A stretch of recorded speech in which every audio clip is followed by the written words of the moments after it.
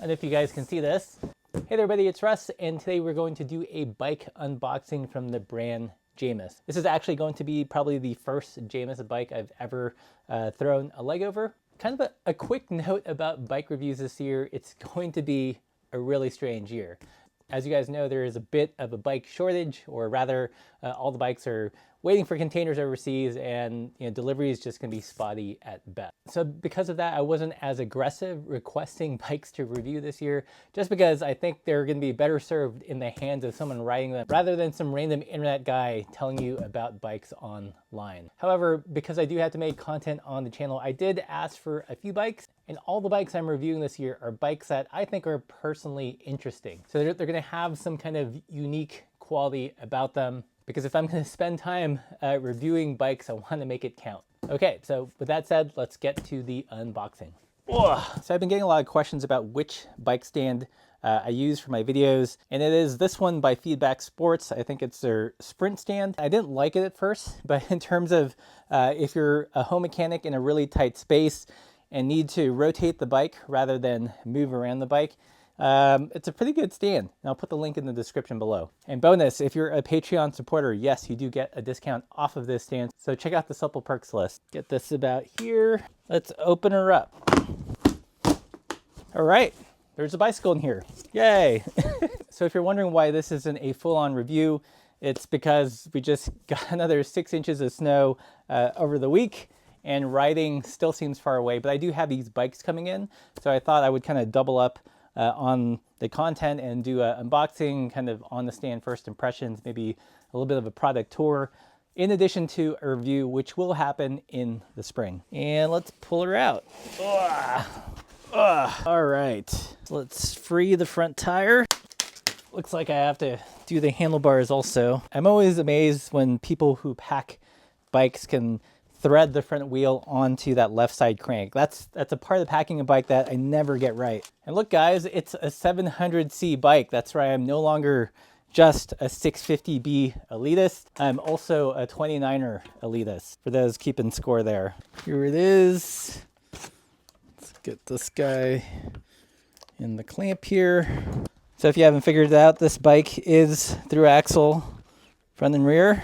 Okay, so I'm gonna start cutting away the packaging, peeling away the layers so we can bask in the glory that is new bike day. I'm going to do these big tubes last, just for dramatic effect. First peek at the color, it's kind of a cool medium, maybe medium dark tone gray. One could almost say battleship-ish. Off back here. So the fork looks pretty sweet. As you can see, it's a carbon fork. It's got this really tapered leg look here, and also 3-pack mounts. At the very bottom of the fork, you guys probably can't see it, there are eyelets for what looks like fenders. I'm not quite sure if it's reinforced enough to put a rack, but should hold fenders. Also on the fork here, again, we see a little hole here, probably for a fender mount. Again, in my experience, most bikes that have a carbon fork, they don't reinforce this part or these parts necessarily enough to support a rando rack, or at least they will support a rando rack, but probably not to the extent their lawyers want. So if you do pick up a gravel bike and you want to go basket packing or put a rando rack, be sure to email the manufacturer and ask them, is this reinforced? Will this take a small basket? So these are things roadie channels will never tell you, but not all carbon forks will take all racks. Let me back this up a little bit. You can see more of the bike. So I know what you're thinking. Hey Russ, why isn't that awesome looking sign turned on yet? And that's because we are not yet at 100,000. We've got less than 1,000 subscribers to go before we have a party and turn the light on. So if you're not subscribed already, hit that red subscribe button, hit the bell icon, all that stuff that other YouTubers ask you to do, and we'll do some fun stuff. Okay, removing more small things. Taking off the protective wrapping here at the left seat stay. So exciting. Unboxing. Is this good content or what? You guys are like, just undo the main triangle. What fun would that be? You just click away. I need that audience retention. I will take off the head tube, and you can take a peep at the head tube badge here. So pretty nice. big kind of stylized J for Jameis. Should I do it? Should I finally unveil the main triangle? Let's bask in its glory. More cardboard. I'm not kidding. They did a dang good job. All right, almost there, guys. Here's a little tape ASMR, and bam! Whoops. And bam! Jameis. So interesting to note is that this is made with a branded tubing. In this case, Reynolds 361. One kind of interesting thing about Jameis, as they like to say here on this seat stay, they use SSD, so size specific design. And that is actually a thing that is kind of unique about the Jameis. Oh, you guys don't even know what model it is. Let's check it out. Whoops, it's the cardboard model. You can tell I'm just trying to drag this out for that watch time, right? And let's see, what is it? Oh my God, it doesn't come off. It is the Renegade, or the Renegade in something. Back to the size specific design, what is unique about the Renegade or Renegade, which part of the world you're from, is that there are specific things about the bike that change depending on the size. And one of them is the tubing. The smaller size bikes have a thinner diameter tubing than, say, the largest size bikes, because that assumes, of course, as a smaller rider, you're gonna weigh a little bit less, and you don't want your bike to be super stiff. You want to have that liveliness, that suppleness that is size appropriate for you. Another cool SSD size specific design thing that they do is they actually have different fork rakes for each of the sizes. So you've heard me talk about trail a ton on the channel, and specifically how smaller bikes get screwed, because essentially a bike brand will have one fork with a set trail that they use for each of the bikes. No matter how small it is or how large it is, everybody gets the same fork with the same amount of rake. What this means is if you are in the middle sizes, like say a 56 or a 58, you have optimal bike geometry. That is the platonic ride quality handling that the bike designer had in mind. But if you ride smaller frames, say 52, definitely this 51, in order to prevent toe overlap, they kick out the head tube angle without changing the rake, and that ultimately changes the trail, which then changes the handling of the bike. So if I could somehow grow magically taller and ride a 58 and then shrink down to my normal size and ride the 51, both bikes would feel completely different. They're essentially different handling bikes depending on the size. So that is one reason I'm really excited about this bike, because it does have some size specific details like the tubing and in particular the fork rake. So I did a little bit of computer maths before the unboxing, and what all this translates to is with a 700 by 40, and I think the head tube angle is 71 and the rake is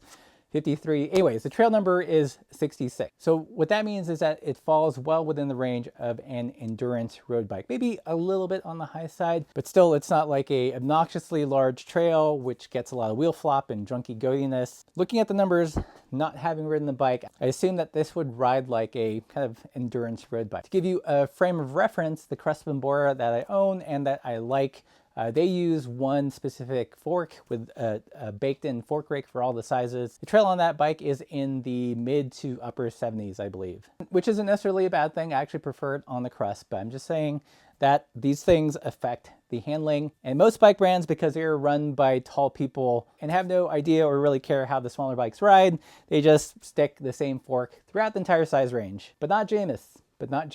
Okay, enough jibber jabber about rake and trail and all that stuff that you're probably tired of. Let's put the bike together. Gosh darn it. A little bit more new bike day ASMR for y'all. I'm gonna have a heck of a time trying to pack this as well as it came.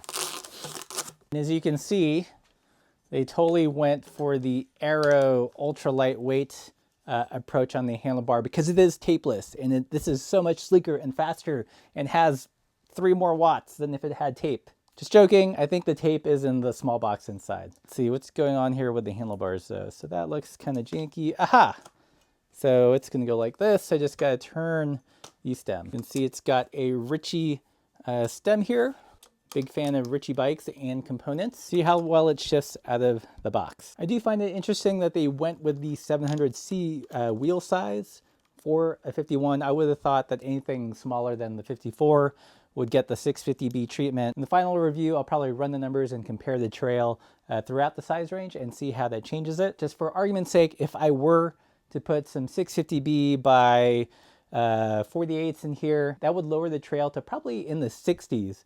So even more road bike-ish. Might be something I will try. I do have a couple of spare wheel sets at the moment to experiment with. Maybe I'll do a 700C by 650B comparison. Let me know if you want to see that video. Leave that in the comments. So while I'm tightening this down, I do want to give a shout out to some longtime Patreon supporters who this bike actually reminds me of. And that is Colin and Jennifer Foxley, who I got to meet really quickly at an event we did at Golden Saddle Cyclery. This bike reminds me of them is because Jen is a vertically challenged person like myself and opted for the Renegade because of these size specific features, and she seemed to like it, and that got my wheels turning to contact Jameis and give it a try and see how the SSD feels like. When you think about it, it is kind of cool that they do that. That is a custom bike feature, if you will, that you can have in a relatively attainable production bike. I'm not going to say cheap because, price, cost, and value different for everybody, but in the grand spectrum of what bikes can cost, to have something that is size specific, especially in the rake, is pretty unique. And to be honest, I have no idea why more brands don't do this. I think we're starting to see more size specific things, in particular with wheels and tire sizes. Only took 100 years or so. But other things like rake, to my knowledge, Jameis is the only one that does something on a production bike level to address that. I could be wrong. I'm sure someone will let me know in the comments below, and also let me know that these handlebars are not going on straight because I'm looking at it from the side. So moving front to back, we've got Shimano Grx Drifters, and these are connected to some Ritchie handlebars and a Ritchie stem. Interestingly, not the Venture Max, which is a bit of a bummer since that's my favorite Ritchie bar. Not to say that this is a bad bar, but for the grabs, I do like the Venture Max. This has a little bit more of a traditional road shape, not as shallow a drop, a little bit of flare, definitely not the ergonomic kink that you would see in the Venture Max. We talked a little bit about the fork. It does have some fitments here for a front fender, 3-pack mounts, lower bosses for a front fender. You guys probably can't see it, but a cool kind of topo looking design on the bottom third of the fork. Get this a little bit closer. Top tube has eyelets here to put some kind of top tube bag. 3-pack spacing on the down tube, kind of interesting choice. Only a standard bottle cage on the C tube. In terms of welds, they actually look pretty nice. I don't like to criticize welding too much because I don't know how to do it, but to my eyes are pretty uniform and aren't like super chunky and all gross looking. Like I said, Reynolds 631 tubing, which is air hardened, so you get a little bit more strength, but at a lower weight. The cranks are GRX as well. And on the back, it is an 1142. Let's see how good the shifting is out of the box. So just going to the smallest cassette.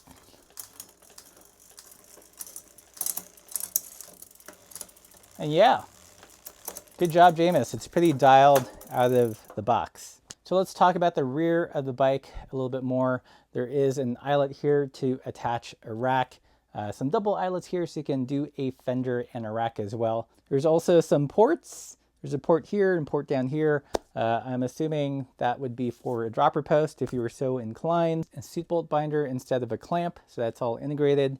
And I think that's everything that's jumping out to me. In terms of chainstay, it is a 427, kind of tucked, semi-tucked. Not as tucked as a road bike. The Crespin bore is a 425, so this is marginally longer. In the front with that size-specific rake, the trail number is actually lower than the Crespin Bora. So again, without riding it and just judging it by the numbers, which gives a good indication, but doesn't tell the whole story. For me, this bike would definitely lean more towards the road / cyclocross end of the gravel bike spectrum. This keeps falling, as opposed to something like, say, the Salsa Cutthroat, the Poseidon Redwood, which definitely falls more into the mountain biking end of the gravel bike spectrum. That's a mouthful. Okay, so the seat posts. Interesting carbon post, Cell Royale saddle. It just says asphalt. Not familiar with the Cell Royale line. Looks like a nice saddle. To my eyes, kind of looks like a Physique Arione. I'm sure someone will let me know how it's pronounced. Double bolt design here on the seat clamp. Okay, last thing, I'm gonna install the front wheel. And I know some of you are gonna be dying to know what this weighs. I still can't find my scale yet, so I will do my best approximation. Let's see what the hubs are. Hubs not marked, but the rims are stands, no tubes, ZTR Crest S1s. So tubeless ready. I don't think it's set up tubeless out of the box, but there you go. Now, let's just put the front wheel and then we've got a bicycle. So here we go, the Grx Renegade. In my very inaccurate kind of guesstimation of weight, this definitely falls in the mid-20s. I'd say probably 20, 25, 26-ish pounds. Could be wrong. We shall see. There you go. Grx Renegade. Interesting bike insofar as it has lots of size-specific features. Be sure to subscribe for the review, and I'll talk about how that makes a difference, and we'll nerd out about things like ride feel. Is it supple? Is the front end too stiff? Is it jumpy and nimble, or is it chill and slack? All those good adjectives in the future video. And if you're digging this content, consider supporting the channel by buying some fun used stickers and merch in our shop, or joining us on Patreon, where you get access to lots of cool discount codes with brands that also believe in the supple life and party pace. And I think we should be hitting 100K this month. So we'll have a big live stream. I think Laura will actually join me for the live stream and we'll turn that light on finally. So you know what to do. Keep the supple side down.